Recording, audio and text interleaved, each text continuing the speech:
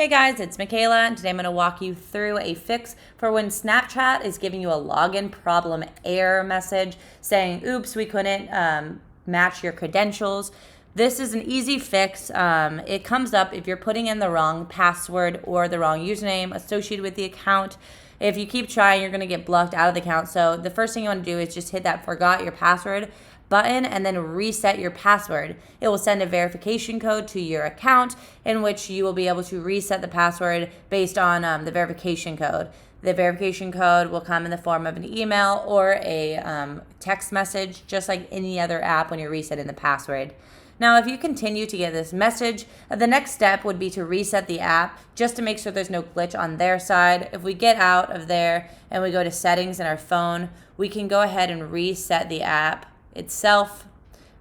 These are the settings. We're going to go down until we see general and then iPhone storage. And then we're going to go ahead and find Snapchat, click on it, hit offload app, offload. This takes away any of the glitches in the system, and then you'll be able to reinstall app and then be able to go back in.